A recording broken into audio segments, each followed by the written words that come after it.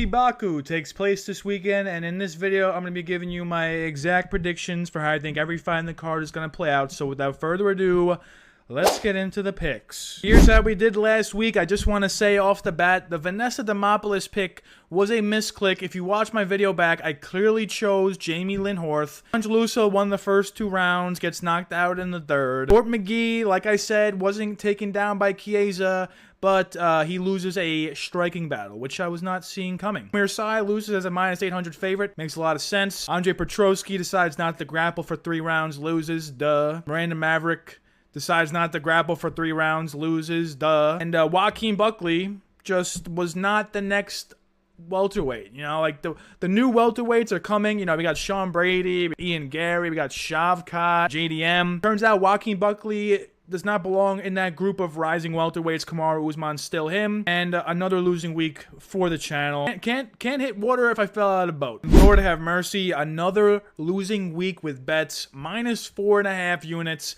That makes it 7 weeks in a row losing units. I mean, I can't buy a win to save my life at this point, so in this video, I'm going to be breaking down every fight insanely fast, and maybe that will produce better results. First fight of the night, we got Mohammed Usman taking on Hamdy Abdelwahab, and Abdelwahab is 4-0. He's only had 4 fights in the UFC. He's a steroid cheat. We're not picking the steroid cheat. We're going with Mo Usman at +140. He's got a 7-inch reach advantage, loads more UFC experience, and honestly, both guys land at the same rate.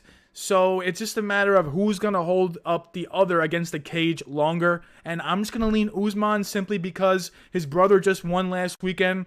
And I feel like he's gained some aura from that. So let's go with Mo Usman +140 for the first dog of the card. Next up, we got Tagir Ulanbekov taking on Azat Maksum. This fight is very confusing, but we're going to go with the -400 favorite, Tagir Ulanbekov, to win. He's way more accurate. He lands at double the rate that Azat Maksum lands on the feet. Granted, Maksum's only had 2 UFC fights, but from what I've seen, he is not a very accurate striker. He doesn't strike often. He's mainly a grappler, and he's going up against one of the best grapplers in the division. He should definitely lose here. That's basically it. We got Irina Alekseeva taking on Klaudia Sygula. I'll keep this one short. Klaudia Sygula should not be in the UFC. I feel like she shouldn't even be fighting MMA. She should be fighting like kickboxing. Almost all of her regional fights were custom rules which didn't allow for takedowns. Then the moment she comes to the UFC, gets taken down, looks like a complete fish on the ground. Irina's nickname is Russian Ronda. She has a sick haircut. She's going to win this one. Then we got Dariya Zheleznyakova versus Melissa Mullins, and same reasoning as the last one. Dariya, I believe, has no ground game. Melissa Mullins is a wizard on the ground. Melissa Mullins, she doesn't have the best striking on the feet, so if this stays standing, I am concerned. But she did fight Dariya on the regional scene and won by round 1 ground and pound stoppage, which was kind of an early stoppage, but she still won by round 1 ground and pound. I'm expecting the same thing here, but I'm saying round 2. And yeah, I'm not sure why Dariya signed. I don't really understand why Dariya signed. I don't get why Sygula signed. So we're going to go with the more seasoned UFC fighter who actually knows what they're doing on the ground. Melissa Mullins by round 2 ground domination. And we got Ismael Naurdiev taking on Jung Young Park. And I'm going with the Iron Turtle. It might be a homer pick, but he is -200. He is going to have the grappling upside in this fight. Naurdiev notoriously is bad with handling takedowns. He is not good at getting back to his feet. Iron Turtle shoots a lot of takedowns. 1 + 1 should equal 2 here. Jung Young Park should be able to win this by ground domination, whether it be by sub, whether it be by decision, just getting ground control. I don't know how Naurdiev wins this other than a flash knockout. So, I mean, he is the younger fighter. I'm going with the Iron Turtle. All right, Iron Turtle it is. And we got Seok Hyun Ko taking on Oban Elliott. I'm going with Oban Elliott. He's -400. You know, -400 should win. So more often than not, you're going to see me pick the -400 moving forward. Oban's going to be way more active on the feet. He's going to be way more active in the takedown department. Ko, I think, is just too slow to handle Oban Elliott. Oban Elliott already has loads of UFC experience. Ko is making his UFC debut after coming off the Contender Series. I just think there's levels to this game, and I think Oban Elliott is going to show him levels. So Oban Elliott by a leveling decision. Next up, we got Mohammed Naimov taking on Bogdan Grad, and I did make Bogdan Grad the Finn's hammerlock in his last fight against Lucas Alexander. So it is interesting because, you know, Bogdan Grad, after I watched that fight against Alexander, I was like, this guy is terrible. But I'm glad that he cashed my 10-unit play on him. This week, we're going to go with Naimov. We're going with his opponent. Bogdan Grad is a marauder, you know, like Lucas Tracy would say. He moves forward. The problem is he's there to get hit. The problem with Naimov is his fight IQ is horrifically low. So I could see Naimov getting submitted here because Bogdan Grad shoots a lot of weird takedowns that could get him to the mat. But I think Naimov's going to clip this guy and KO him. Bogdan Grad just moves forward with his hands down. And against a guy that actually can knock you out on the feet, that's not going to do good for you. I don't think Lucas Alexander could really do it. And then the guy before that, Michael something, he couldn't do it either. But I think Naimov, with the 4-1 in the UFC, loads of experience, Bogdan Grad only 1-0 in the UFC. Just give me the guy with the cool hat to win by round 2 KO. Next up, we got Nazim Sadykhov, the hometown Azerbaijan favorite, taking on Nikolas Mata. We're going to go with -400. Nazim Sadykhov to win. This is a big step down for him. He's coming off a TKO victory against one of the Bonfim bros, Ismael Bonfim, after a doctor stoppage. Mata, I will say, has tanks for fist. So whenever someone has tanks or nukes for fist, they are always live to win. Nazim has showed that sometimes his durability might be lacking, although he only has one real loss. What I think is going to happen is I think Nazim is going to get takedowns. Nikolas Mata has never shot a takedown in his UFC career, and Nikolas Mata has not shown to be very good on the mat either. You know, Trey Ogden was able to go down there and submit him, even though it was a no contest. He was able to submit Nikolas Mata. I think Nazim Sadykhov has better BJJ than Trey Ogden. So I think Nazim Sadykhov, if he's going to choose the path of least resistance, I think he's going to try to take down Mata and secure a submission. I'm saying round 2. Next up, we got Mick Tebek, Oral Boo, taking on Tofik Musayev. I don't know what is this fight doing here. The only reason this fight is here is because Musayev is from Azerbaijan. He's never fought in the UFC. Not a single UFC fight to his record. Meanwhile, we've seen Oralbai go to back-to-back wars in the octagon, showing he has that grit, he has that dog, and Musayev is KO or bust, and I just simply don't think he's going to KO Oralbai. Oralbai -160, we're taking him to win by decision. He's going to be 8 years younger than Tofik as well, and he has the UFC experience, and he averages 5 takedowns per fight. So he's willing to keep moving forward, keep failing takedowns until he secures them. I like a guy that's going to do that, especially against Tofik, who's never fought in the UFC ever. If you're going to take Tofik and bet Tofik, good luck. I'm not getting Patchy Mix this week. I'm not getting Patricio Pitbull again.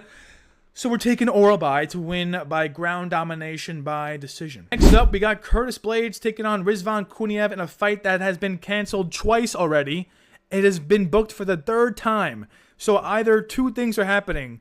They're begging Curtis Blades to get a win over a PED cheat and secure his name in the top 5, or they're looking for new blood in the heavyweight division, and the easiest way to do that is to shove a power puncher who has never fought in the UFC right up against a top 5 ranked heavyweight. What do I think the UFC is trying to do?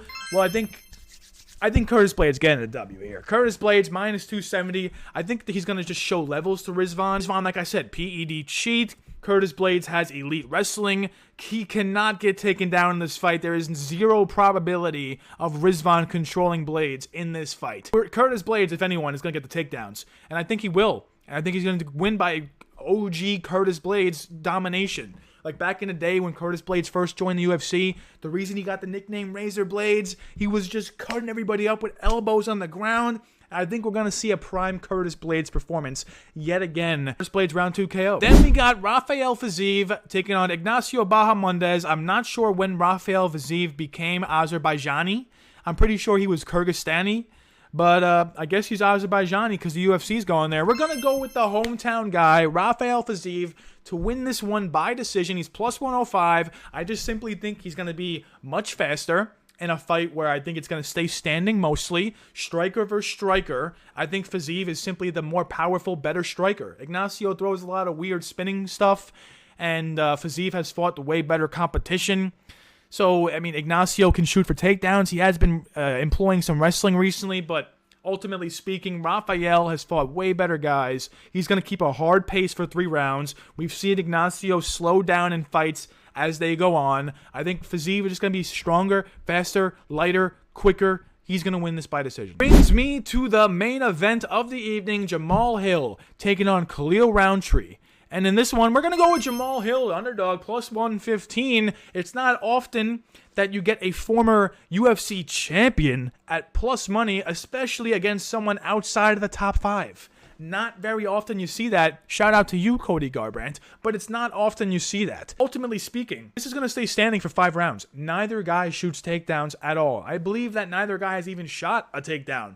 Don't hold me to that, but they shoot very little takedowns. So if this stays standing, Jamal Hill is going to double Khalil Rountree on the output. I understand Hill has some weird footwork. I see a lot of people saying that, but who cares? Who cares about footwork when you have nukes for fists?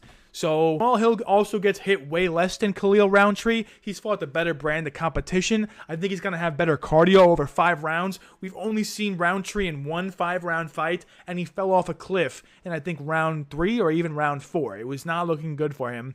And Hill has only really lost to Pereira and Jiri. Khalil Rountree, the only reason I can see you picking him is because you think Jamal Hill is chinny. And I don't think he is. He survived a long time with Prohaska. He did get TKO'd, but he survived a lot of damage. You could make the counter argument that because he took so much damage, maybe his chin is now weaker for Khalil Rountree. But I double back by saying Jamal Hill, I think, is stronger than Khalil Rountree and has more power than him. But you can also make a counterpoint to my counterpoint, and you can say Rountree has the Illuminati on his side, which I will say that is true. But I think he already used his Illuminati points on getting a fight against Alex Pereira. I think he's going to lose every single fight here on out. I think the Illuminati is done with him. You know, they were like, listen, if you can go out there and beat Alex Pereira, we will promote you to the, top chief or whatever the Illuminati does. Rountree went out there, lost. And I think they've kind of put him to the wayside. I'm taking Jamal Hill by round 3 KO.